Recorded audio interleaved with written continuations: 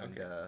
then we can just go right into Hey, that. I'm Rocky Kim with Class Magazine here. We got Royce the 5'9" with us, me and Reuben at Class Magazine. He's got a show playing at Sapphire, Kelowna's hottest nightclub, this Sunday, and it's by Jehu Productions. Go and get your tickets right now on sapphirekelowna.com. Take it away, Rubes. Perfect. Royce, thank you for doing this so much. But first and foremost, I just want to congratulate you that your album is now the #1 hip hop album in the country. I mean, it's available on iTunes and Spotify, I assume. Yes, definitely.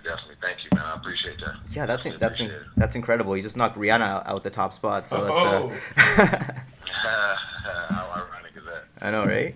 That's super ironic. Yeah, but I'm proud. I'm proud of everything that we've achieved so far. You know, everything is completely independent. You know what I mean? We did everything ourselves, so it's just a real good feeling. It's fulfilling.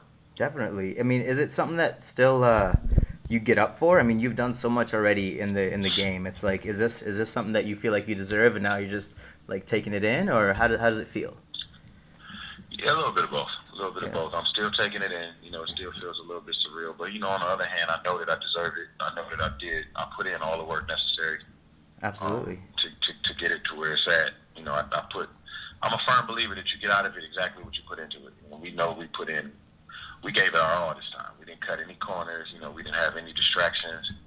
You know, I wasn't doing any of the other stuff that I used to do while recording the album. Yeah. I focused on everything. I focused on nothing but the music this time, you know, so Yeah, I kind of got out of it and put into it this time. You mentioned you didn't outsource anything. You kind of like stuck with the whole process, everything. Like before you said you would just give it away to your manager to kind of handle, but I guess it's completely different this time. So that's amazing to see, and it definitely shows in the album.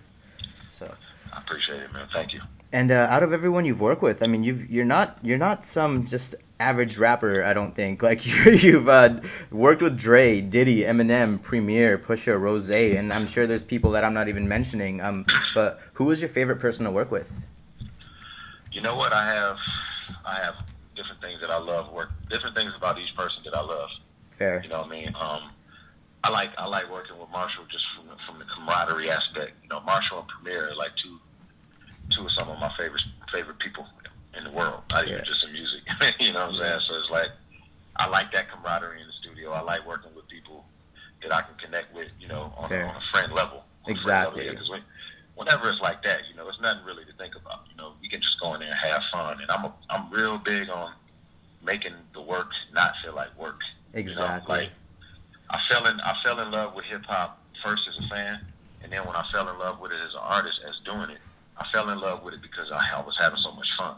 Yeah. You know, and somewhere down the line, you know, we lose that. We lose that because we start worrying about things like money, which is a distraction. That's true. You know, Amen. and I didn't do that. I didn't do that this time. Like this time, I didn't think about the money. I didn't think about the sales. I didn't think about anything but the music, and I didn't allow it to distract me. You know? Yeah.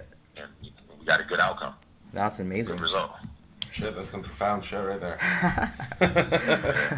But for people that are, because I feel like right now, since you're at #1 in the charts, there are a lot of people that may not know as much about hip hop and may have not heard your name before.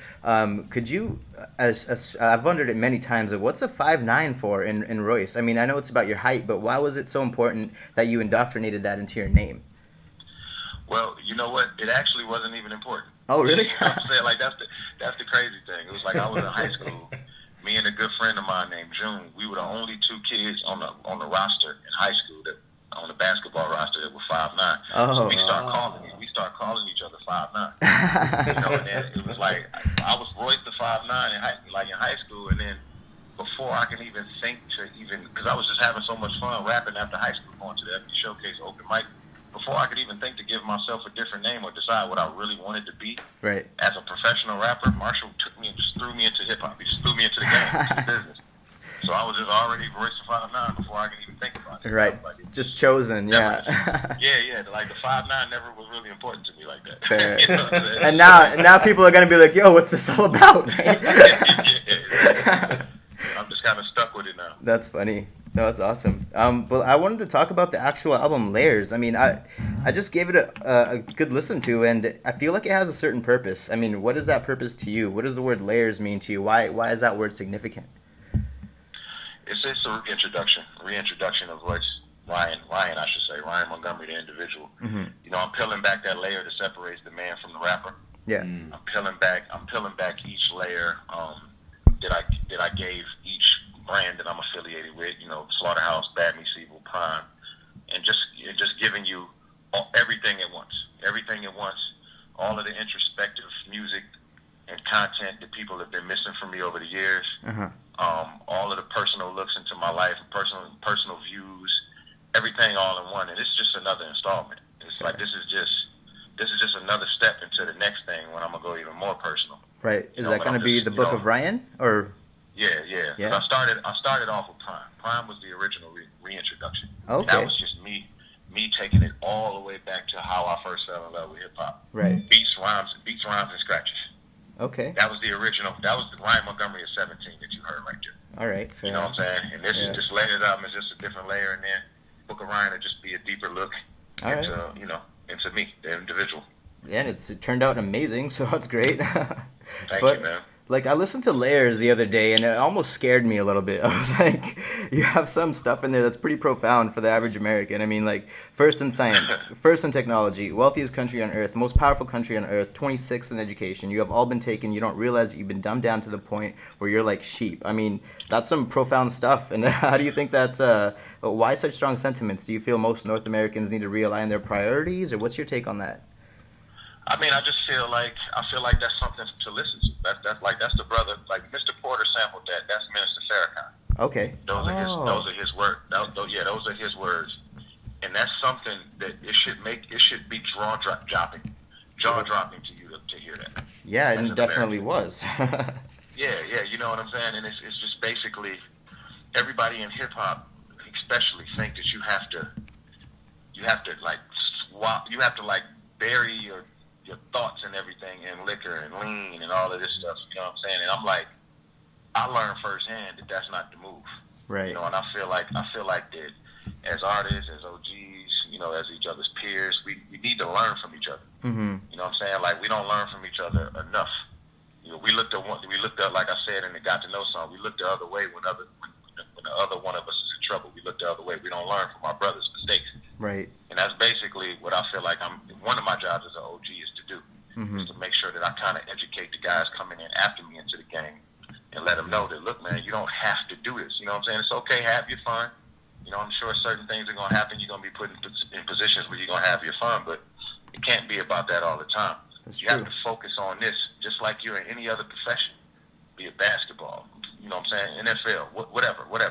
Yeah, and that's what kind of CEO of a Fortune 500 company, whatever it is, you have to focus. You know what I'm saying? Nobody's gonna get high all the time and be successful. And that's what Dope is about, right? The song Dope. I mean, it's kind of like, oh, Exactly. you're just talking about selling dope. Frame. Exactly, and it's like it's almost ironic. You're telling them that as a metaphor, that materialism and freedom, I mean, that's not what's really important, and that's not what should drive a person, right? That's what's...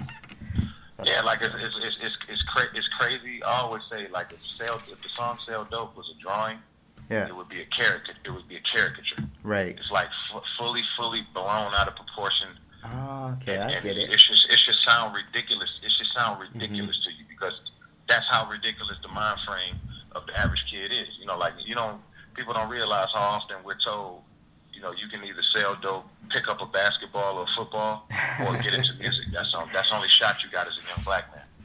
Like, most people I know most young black people I know can't even grasp the concept of getting an education. Is that still is it still that deep? Yeah. It's still that deep, man. I mean, not for my kids, because I brought them up in the suburbs. Right. But like the average black child, they're getting told the same thing that I got told growing up by my teachers. Right. No, pick up a trade. College is too hard for you. Pick up a trade. I want you to focus. I want you to focus on picking up a trade. Like, I used to get told shit like that. I feel you. That makes sense. I mean, the rest of the songs are actually incredible. I mean, Starter Coat, that one's just a fun one to listen to. Wait, Quiet, Gotta Know. I mean, which one's your favorite? I'd guess Tabernacle, but you never know. Yeah, I mean, Tabernacle is definitely dear to my heart. It's dear to my heart. Listen, man, Hard is probably one of my favorites just to sit and listen to. Oh, okay. I can't sit and listen to Tabernacle all the time, because it pulls at a heartstring. Yeah. But Hard, I just like the way that it feels. I like where I went with it creatively. Okay. The whole writing structure of that song was inspired by the actual Hamilton play. I went and seen Hamilton on Broadway. Oh shit! And No way. I yeah, heard that thing's been sold out for years or for months. Yeah, I went and seen it. I went and seen it a few months ago. Maybe 3 or 4 months ago. I saw it. And as soon as I got back home, man, I wrote that song because it was just like I knew what I wanted to talk about, but I wanted it to feel visual. But I wanted the writing style of it, just the structure and the style of it, to feel like it was some kind of a play or something. Like you were looking at like a Wizard of Oz movie. Like a story. You said you wanted to work on your storytelling in the next album as well. Oh yeah, definitely. I'm sitting on some serious storytelling right now. We all. I mean, in Tabernacle, you take listeners through your life. You ended it by describing the most significant day of your life. Can you tell us what that day was and why it was so significant? Yeah, I basically met Eminem. My grandmother passed, and my first son was born all in the same day. Wow. And my grandmother passed away in the same hospital that my son was born in. And it all happened at the same time on the 5th and the 9th floor. That's an incredibly powerful day. Like, yeah. Man, sorry to hear that, but that's cool. Yeah, it was crazy. Like, it seems like you went through a lot your whole career, just like multiple lifetimes of experience in your journeys, like both interpersonal and business. And your album is just full of lessons.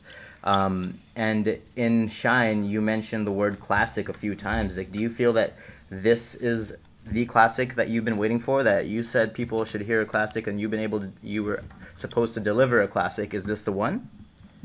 Yeah, I don't know if I could say that. Like, okay. That would be a horrible thing for me to try to self-proclaim. That's true. But I can say that I do feel better about this project than any other project that I've ever done. Yeah. And you know, my whole mind frame on that song "Shine" is that's just how I feel, man. Like, I was sitting back watching the anniversary of Illmatic, and I was watching the Nas show.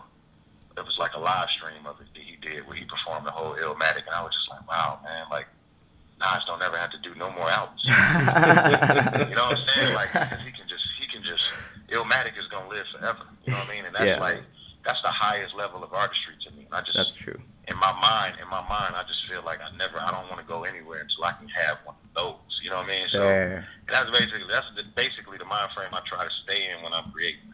So it's just like you never know when it's gonna happen, but you can't determine it. The people got to give you that. They got to give you that. They got to say, yo, this is a classic. Nas can't say, yo, this is Illmatic. This is a classic. Nah, we told Nas, the world told Nas, yo, this album is special. This is gonna last forever. Right. You know, so I'll know when it's that moment.